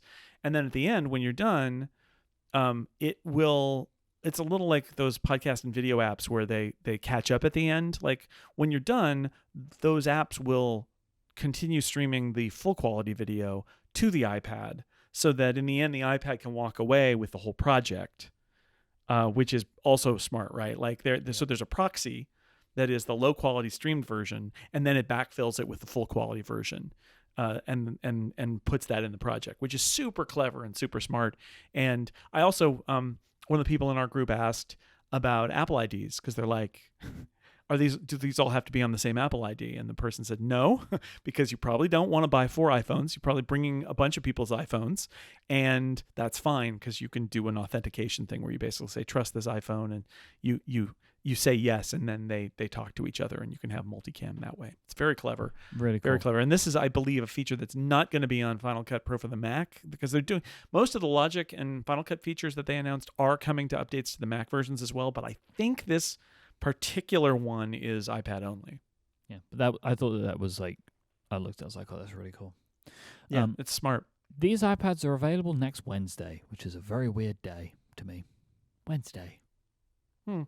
So you can order them now, and they ship on Wednesday. It's like, okay, Wednesday. It's usually these things are Fridays, right? Like it's the middle of next week you can get them. Yeah, they just said next week on the slides. And, yes, the and 15th I was sitting of May. behind a couple of product reviewers who looked at each other and swore, and I laughed because... Yep, it's even like, worse, because this was the thing where like Federico's Wednesday. like, okay, next Friday. It's like, no, next Wednesday is when they're available to the public. This episode is brought to you by Vitally. Customer success teams are facing a problem. How do they connect customer data back to their work? Vitally changes this. It is a new kind of customer success platform, an all-in-one collaborative workspace that combines your customer data with all the capabilities you expect from today's project management and work platforms. Because it's designed for today's customer success team, that is why Vitally operates with unparalleled efficiency, improves net revenue retention, and delivers best-in-class customer experiences. It's a solution to helping your customer success teams keep a better pulse on your customers, which maximizes productivity, visibility, and collaboration. You can boost your bottom line by driving more revenue per customer with Vitally. And if you take a qualified demo of Vitally and you'll get yourself a free pair of AirPods Pro. So if you're a customer success decision maker actively seeking CS solutions, working at a B2B software as a service company with 52,000 employees, and you're willing to explore changing customer success platforms if you have one in place already, schedule your call today by going to vitally.io/upgrade and get that free pair of AirPods Pro. That is vitally.io/upgrade for a free pair of AirPods Pro when you schedule a qualified meeting. Our thanks to Vitally for their support of this show and all of Relay FM. So I put the call out to the Upgradians that if they had questions that we could answer, to send them in to Ask Upgrade. iPad edition. Alex wants to know, is the new iPad right. Pro 13-inch thin and light enough to consider as someone who previously thought it was too heavy for daily use? I mean, possibly. I think yes. I mean, it depends on like if you thought it was absolutely untenable, but I think that this is weight-wise fine for daily use. Yeah. But you've got to decide if size is also an issue for you. Right, because it's thinner, but the other dimensions are the same, more or less. So if it was just too unwieldy, then probably not. But if you were right on the edge and you want the bigger screen and you just, I wish it was a little lighter and a little thinner, well, I guess it is now. Steve asks, did you get to touch the nanotexture screens? How did they handle fingerprints? I remember reading that you need special cleaning cloths for the nanotexture display. I'm curious how they handled that for a touch-first device. Did you touch it at all? I touched it. It feels like an iPad. Yeah. It just looks different. They wouldn't make it if it couldn't be touched because it's an iPad. It does come with a cloth that they recommend you use to wipe down the fingerprints because I think they don't want you to use some other kind of material that might do something weird. But it's a different process, we said earlier. It's Yeah, not you the same. probably don't want to use any kind of cleaning solution on this if they've done something chemically to it, I would expect. And also, I didn't notice fingerprints. Like, I'm sure that it's just going to show like any device, and I don't know if it's a problem as such. Like, maybe the fingerprints show more on a glossy display anyway than a matte display. I don't know. Yeah, I mean, I used it for 30 seconds. I don't have an opinion about that. Brian wants to know, is there any reason why the new Magic Keyboard doesn't support older iPad Pros? I imagine the dimensions are similar except for thickness. Thickness and weight, and so they're just it's not gonna work. It's not going to balance, right? But the reason would be that the primarily is it's a half a pound lighter, or I mean a quarter of a pound lighter. The big one, the physics are totally different. Just think about it. You got to have enough weight in the bottom to prevent it from tipping over, and they did not solve for that process with the old iPad. They used the new iPad, so it's not designed. So that's the reason. And they don't, my understanding is they do not work, and the old keyboard will not work on the new one because they're not designed for that, and they have broken compatibility in order to design something different. Yeah. And like, is there some way to hack the old one to work with the new? Maybe, but Apple's saying don't. So Apple's saying don't. There are times when they've said like, oh, it will technically still work, but they're saying like, no, it's the pencil and the keyboard for the new iPads. They are like, you must use the new stuff. They've changed things around. So you've got to bear that in mind for the iPad Pro especially, and the Apple Pencil for the iPad Air. Yeah. Jeff asks, the handrest area on the new Magic Keyboard is aluminium, but what kind of material did they use on the back or outside? Is it the rubbery material of the old Magic Keyboard? Ding, it is. Yeah. Yeah, it looks the same, feels the same. Yeah. I think I kind of dig the two-tone, to be honest. I don't know. I mean, it's probably fine. My concern is that there's the sort of metal part, and then there's the other part that are connected together, and I'm a little concerned that that's not going to wear well, or that it'll come apart, or that it'll fray right there at the connection between them, because it's like one thing is like glued to the other one. So in the long run, we'll see how it survives. But yeah, it's a familiar thing. If you thought your iPad was going to turn into a shiny aluminum laptop when it's closed, that is not what happens. Yeah, I mean, I ordered a silver iPad Pro. I ordered one already because it was what I wanted as a product, and I ordered a smart cover because I don't need a Magic Keyboard personally. As I said before, like I'm not really using my iPad for stuff where I need a keyboard for it that often, or a trackpad. But I don't like the weight that it adds to the overall package, and I love how an iPad feels in a smart cover, and that's perfect for me. But if I would not have gotten the silver one, because I would not want the mismatch in color, and I wouldn't want a white keyboard is the problem, right? Because it's going to get dirtier than the black one. Yeah, yeah. Now, obviously, the aluminium won't get dirty, right? So it's not going to pick up like grease from your hands as in that way that the old smart Magic Keyboard. There was a white Magic Keyboard, right? Smart keyboard. There was a white Magic Keyboard too, though. Oh yeah, there's a white Magic Keyboard. Yeah. So that's not new. The gray and the white are the same. Yeah, but the white would discolor, I guess, a little bit. But on this one, at least on the keyboard itself, the keyboard part, it won't because it's aluminium. But the outside will still get dirtier than the black one would. Mm-hmm. Jeff also asks, the new Magic Keyboard has a 14-key function row. What is it about the design of the new keyboard that gives you space to be able to reach that new function key row?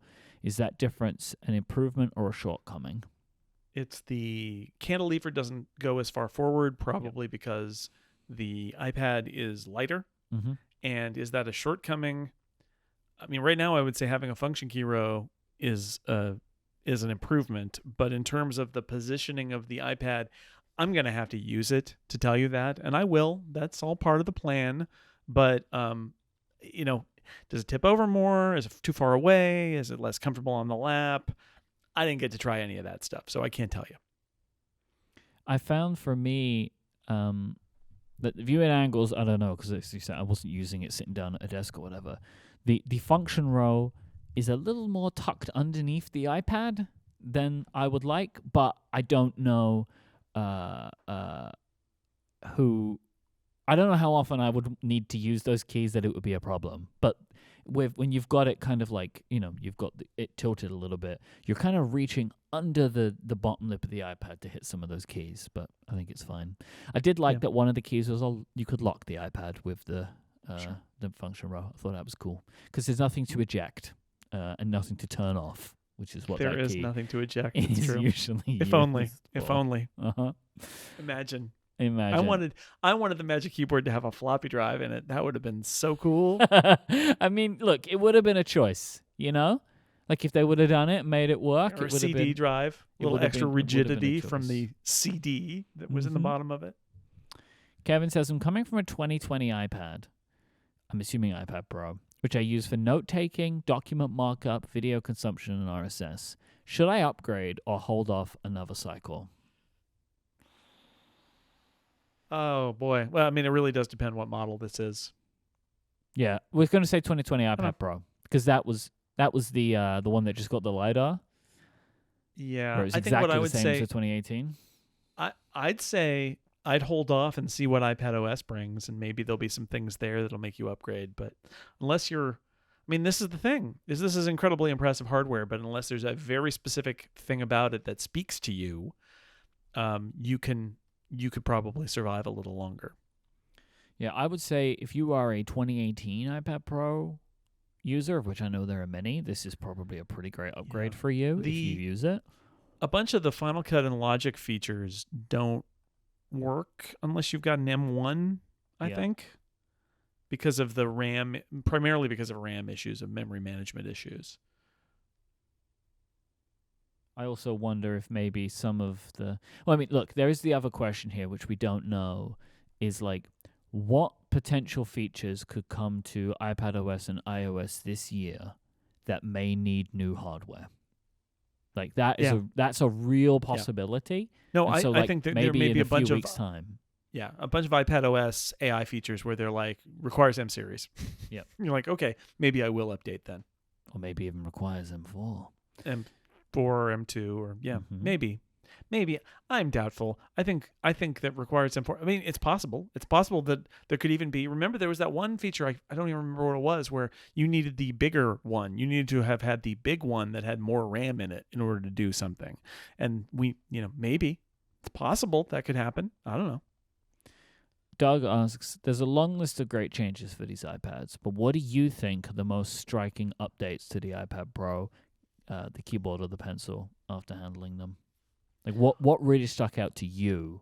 Well, one, I will ask you, actually, are you interested in updating your iPad Pro? Yeah, I have an M1, so I am interested. But what sticks out to you to make this the one that you would maybe update where you haven't before? OLED. And that's on the... So if you have an M1, you don't have a mini LED version? I do. I have is a mini LED 12.9. Okay, sorry, I forget. Yes, Yeah, M1 was OLED. the first one to get it. M2 got it again. Yep. OLED. I can't wait to compare them, but like OLED, I think, and keyboard, partially because I use a keyboard to do my job, and I don't really use a pencil to do much of my job other than, and the changes to the pencil don't particularly interest me. I mean, maybe depending on the apps, the app that I use with the pencil, I could see it, but it's just, I'm not, again, artists are going to feel differently about it. But for me, the keyboard with the function keys, I write a lot of stuff on my iPad using the Magic Keyboard. And so to have a new Magic Keyboard with that function row, very interesting. So that's the one that I think are most striking is the display and the keyboard. But your mileage may vary, and again, we don't really know. Maybe there are things that are going to be enabled again by iPadOS in the fall that we don't know about yet. I don't know. For me, the physical dimensions are a thing. Like the thinness, I think is really compelling. The Apple Pencil, I think that it's a really nice upgrade. That even if you only use it sometimes, you're gonna have a great time with it. Like, I cannot express how easy it is to change like tools now by just being able to do the squeeze thing. It feels very natural and very fun to use. And the OLED, as you say, the OLED screen. I mean, that I've waited for something for Apple to put OLED in an iPad for a while now. We've been talking about it, and I think here we are. It looks fantastic, and I look forward to experiencing it in my usual environments with my usual content. Right. If you would like to send in a Ask Upgrade question in a future episode of your own, please go to upgradefeedback.com and you can do that. But we're not done yet in this episode. We have some other things that we need to get to. Gasp. This episode is brought to you by Factor. Warmer, sunnier days are calling. Fuel up for them with Factor's no prep, no mess meals. Meet your wellness goals in time for summer thanks to the menu of chef-crafted meals with options like Calorie Smart, Protein Plus, and Keto. Factor's fresh, never frozen meals are dietitian approved and ready to eat in just 2 minutes, so no matter how busy you are, you'll always have time to enjoy nutritious, great-tasting meals. Make today the day you kickstart a new healthy routine. There's so much to love about Factor. With 35 different meals and more than 60 add-ons to choose from every week, you'll always have new flavors to explore. You can reach your wellness goals this May with dietitian-approved meals and ingredients that you can trust. You can treat yourself to restaurant-quality products and meals that feature premium ingredients like filet mignon, shrimp, and blackened salmon. You can keep kitchen time to a minimum. Factor meals are ready in 2 minutes. No shopping, prepping, cooking, or cleaning up. So enjoy effortless support for your lifestyle. Choose from 6 menu preferences to help you manage calories, maximize protein intake, avoid meat, or simply eat well balanced. And Upgradians know, Jason, how popular the Factor meals are in your whole household, right? Yes, Not just that's with right, you. because Lauren steals them and takes them to work with her because she works in an office and needs lunch, and they have passed her test, and she has rejected many I'm always thinking, like, why didn't she take these leftovers to work? And it's like some leftovers. She's like, I'm not microwaving that. That's no good.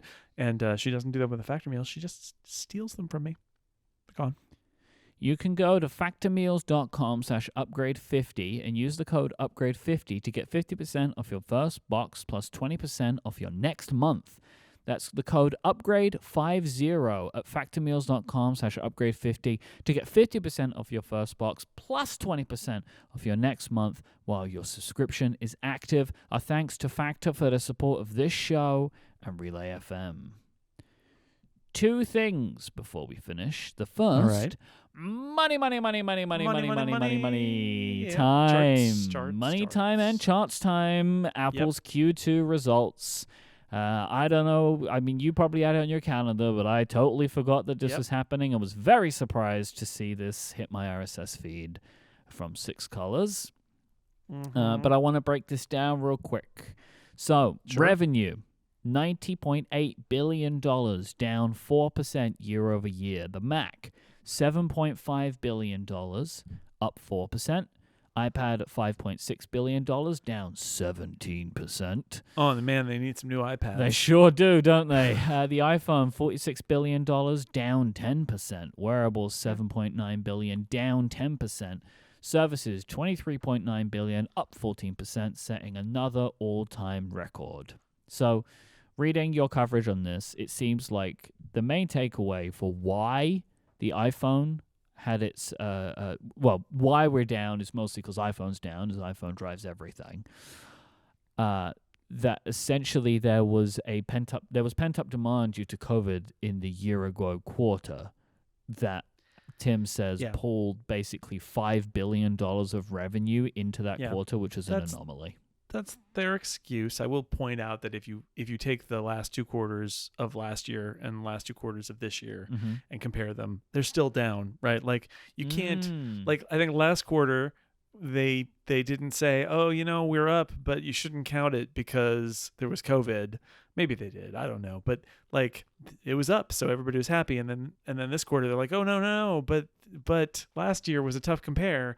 Put them together and it's still down a little bit. Sure. But that's it's look, the iPhone's in the right ballpark. I think that they said that a lot of their stuff is a difficult compare, in part because of the strength of the dollar, and that they have seen growth in a lot of markets, but that don't show up in the balance sheet because the growth is happening.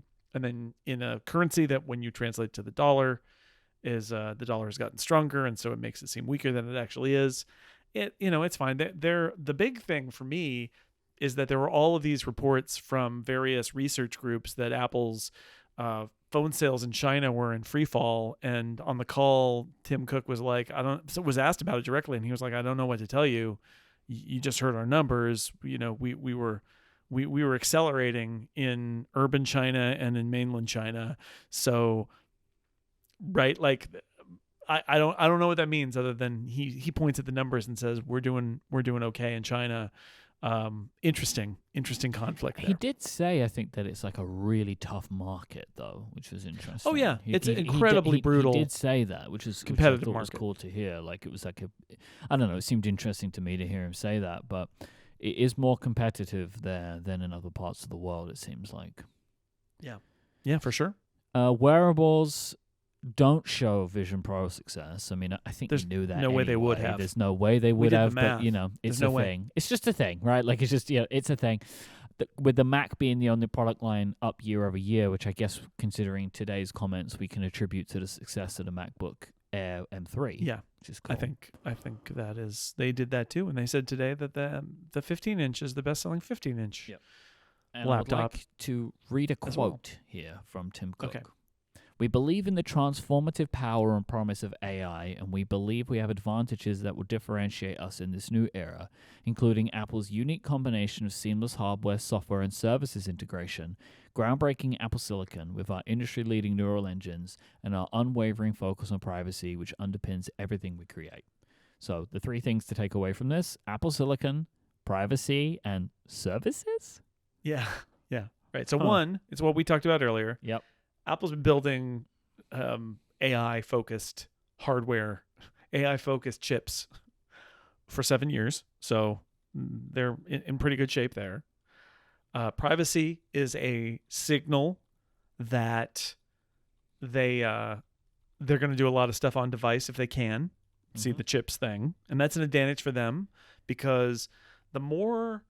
It's not just good for users, but it's good for sort of everybody. The more stuff that happens on device is the less stuff that is sent into the cloud, which is expensive for companies to have cloud servers to process that stuff, when Apple is rolling out chips to everybody that can just do it right there. Plus, it's faster.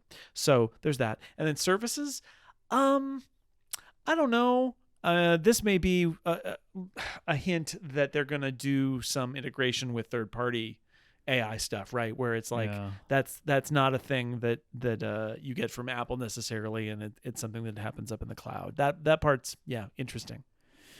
I wonder if there are potentially some features available to iCloud Plus subscribers. Or, could be.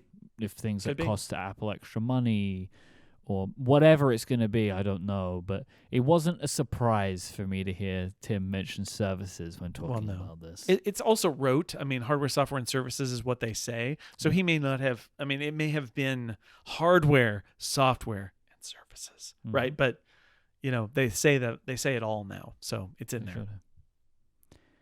And Jason, it is time to lawyer up. Lawyer up time. There is something we want to talk about. In the court. Order in the court. The main reason we're doing Lawyer Up today is because we have Lawyer Up artwork now, which you can look at in your podcast player, which is truly incredible. So this is a Back to the Future-like scenario I think we've got. So in Rumor Roundup, there are these two guys and they're cowboys. Now, move forward a couple of hundred years. Now they're in legal profession. Now they're lawyers, yeah. So we have Myke the barrister, Jason the simple country lawyer. I'm a simple country lawyer. That's right. Taking a bite out of the law. But this is we've mentioned this segment before. This is our litigation segment, now called Lawyer Up, with its own artwork. And we're here today to talk about core technology fee changes. Oh, by the way, thank you to Siege Roland for producing this wonderful illustration. Yes. So, there is no longer going to be a core technology fee payable if an app has no revenue source. So I guess you have to be able to prove this. Yes, annually prove that you are not making money. So in any form, this is the Riley tested, I'm just a kid who made an app that went viral. I don't owe you $3 million. Yeah. Well, actually, I don't think this is the Riley part. I think, well, maybe. Okay, so... Well, Delta was free, and he gave it away when he was a kid. Yeah, now I think that is now it wouldn't. Now because he has a Patreon, right? And so the Patreon would. But yes, back then, as Apple says, this condition is intended to give students, hobbyists, and other non-commercial developers an opportunity to create a popular app without paying the CTF. So essentially, what you could do is, if you wanted to have a free app and you're worried that it might blow up or whatever, you could do it. If it does, then you could make a business because you then understand where you are, and then you'll give Apple the money, right? But it stops that scenario of if you're just looking to do something for fun and it explodes, no CTF. This is great. This is a great change that I wanted them to make. I still think there are other CTF changes they should make. There are other ones they have made, which we'll talk about, but I'm pleased they did this one. The second change is, now bear with me here, all right? If you make less than 10 million euros in global revenue a year, you get a 3-year on-ramp for the CTF. If you cross the 1 million install threshold for the first time during this 3-year period, you will not pay the core technology fee. If your revenue falls, if your revenue balances at between 10 and 50 million euros during these 3 years, you would pay the CTF after the first 1 million installs, in that, as we just mentioned, but you're capped at paying Apple €1 million a year. Complicated, but again, they're still trying to work this out. And then put these out there and then look over at the EC and say, is this okay? The answer is probably no. But, probably not, but they're trying. Yeah. They're trying again. And then the other news that has occurred is that Apple have confirmed they will make the iPad and iPadOS DMA compliant later this fall. Later this fall, of course, as was prophesied by us. Of course it will be later this fall. And you know what? It's been a long episode of Upgrade, Myke. The fact is, if you stuck with us this long, I know you had to hear some boring legal stuff, but you got to see the Lawyer Up art. Indeed. And wasn't that worth it? Wasn't that worth it? I think it was. Mm-hmm. It was. Thank you for listening to this bumper episode of Upgrade. If you'd like to send us in your feedback, follow-up, or questions, go to upgradefeedback.com. You can check out Jason's work. I'm sure there's going to be more writing and information over at sixcolors.com about the new iPads. And you can hear his podcast at theincomparable.com and here on Relay FM. You can listen to me here on Relay FM, and you can check out my work at cortexbrand.com. If you want to find us online, Jason is at jsnell, JSNELL. I am at Myke, IMYKE. You can watch video clips of this show on TikTok, Instagram, and YouTube, where we are at Upgrade Relay. Don't forget, you have just a few days left for Upgrade merch. Please go to upgradeyourwardrobe.com. Check them out. Support the show. Thank you to our members who support us directly with Upgrade Plus. Thank you to our sponsors this week, Factor, Vitally, Squarespace, and Tailscale. And most of all, thank you for listening. Till next time, say goodbye, Jason Snell. Forget about it. I'm walking here.